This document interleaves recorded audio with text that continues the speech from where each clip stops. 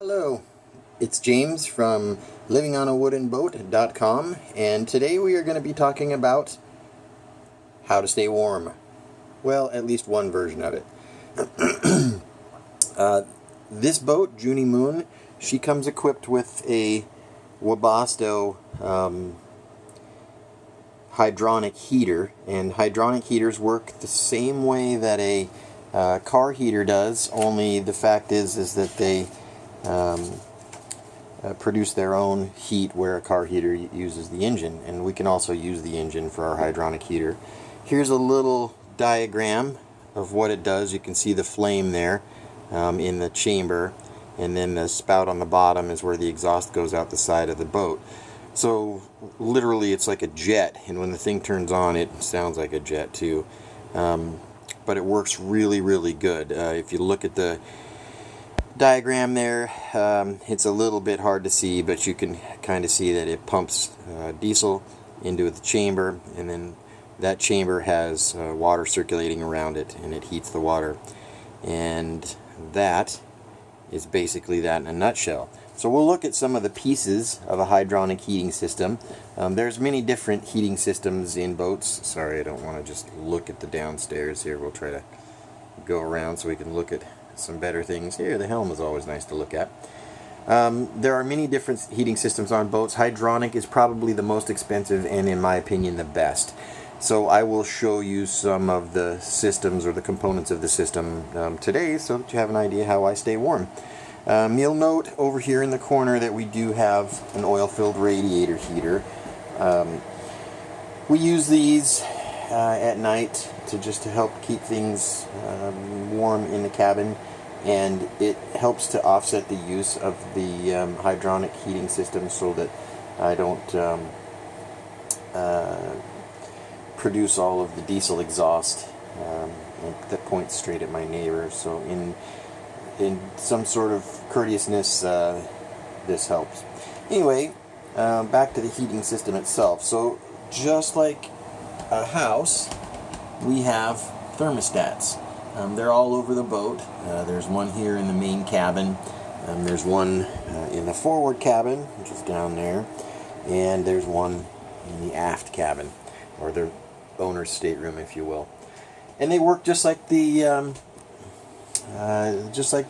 thermostat in your house would, with the exception of the fact that this one has a little switch underneath of here, and that switch takes it from, you can turn the vents off. So if it's too hot in one room, not hot enough in another, you can actually turn the thermostat completely off. And if we go over here to the main switch, we will see that switch is how we turn it on. Interestingly enough, these hydronic heaters are almost always on. There is power to this heater constantly, all the time. So what happens is you flip your thermostat on, you turn your switch on over in the main switch area, and the pump starts to circulate water and diesel. You can see here's the pumps. This is the fuel pump up here, and you can hear it actually circulating until it heats up. And the next thing that happens is it actually fires off the burner, which is, it can be disconcerting or it can be a cool sound. It really literally sounds like a jet. And this boat's pretty good. It's pretty quiet. I've done some maintenance on the heater, so it works very well at this point. So you see I have the cushion taken off the seat. You can see all the stuff in there that we keep in there, spare parts, coolant and stuff. And then if you look, you'll see the reservoir, if you will, for the heating system. So this would be where you fill the coolant, and then it has an overflow tank there as well. And then if you look down inside of here, this is an actual heater core, and we'll kind of get to the other side here and take a look. There you can see the pipes coming up from the actual heating system, and they're going straight into this heater core. You can see the cores on the side there. just like you'd have in a car. And then this little guy on the end, he's the fan. And then literally it just blows the hot air through the duct and then out the vents. We've had different styles of heaters on different boats. Obviously we use the electrical heaters, and they work marginally at best. This little guy I've had turned off now for a while, and you will note from my thermostat it's still a comfortable 65 degrees inside of here.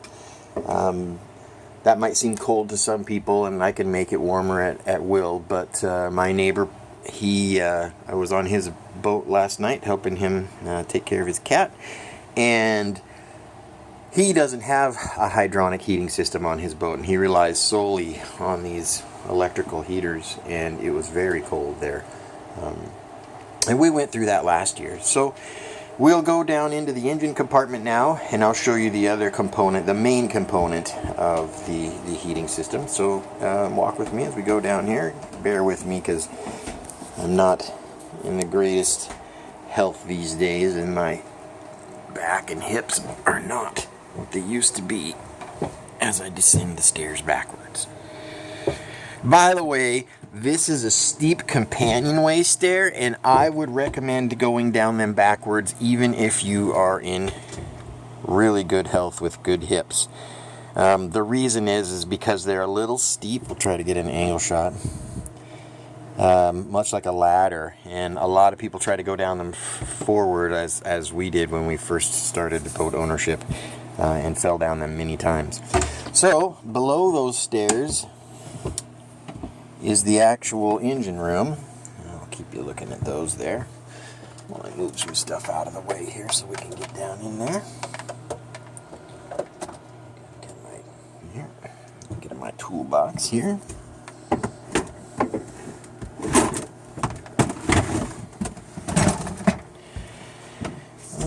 This is actually a really neat V-berth, and I'll go through it a little bit later to show everybody, but right now it's kind of crammed with stuff. We've got the Christmas decorations, and then this is our new washer and dryer that we haven't unpacked yet. The washer and dryer is actually going to go inside of this head or bathroom, if you will, but we've got clothes hanging in it right now because the other closet's torn apart. So anyway, back to where we were going, into the engine compartment.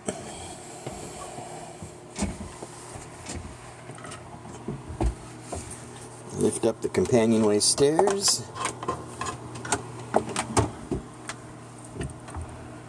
And then we just dog them with this little guy there.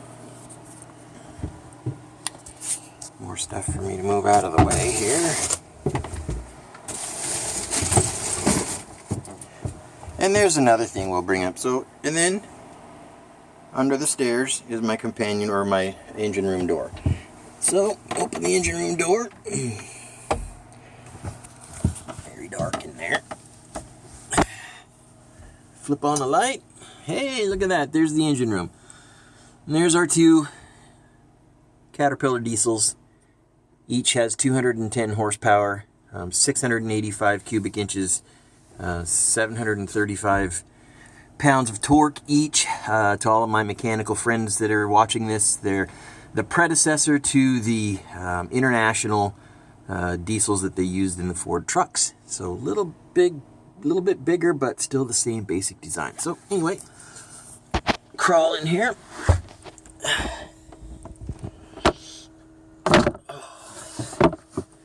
And then another thing that this heater does is it also provides heat to these big, beautiful diesels while the boat is stationary. And it does that. There's a menagerie of hoses and valves that circulate water, and they even circulate water to our hot water heater. A really cool thing this boat has. All the amenities of home this particular boat has. So if we walk back through the engine compartment,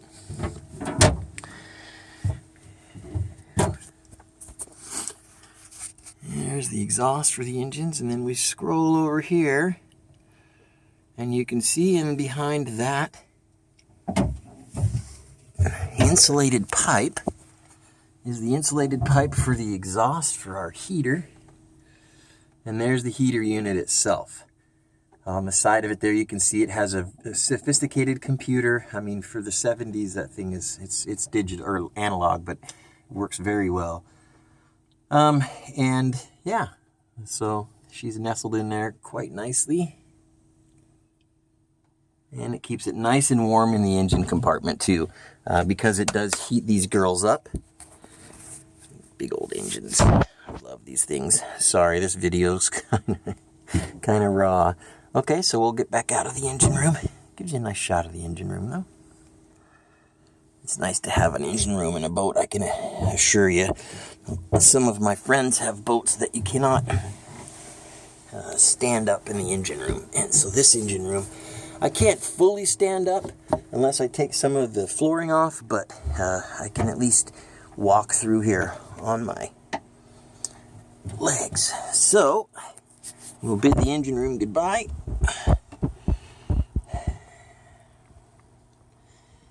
And I will thank everybody for watching, because the next part of me getting out of here is not going to be so pretty. All right, it's James again from livingonawoodenboat.com. Thanks for watching. We'll see you next time.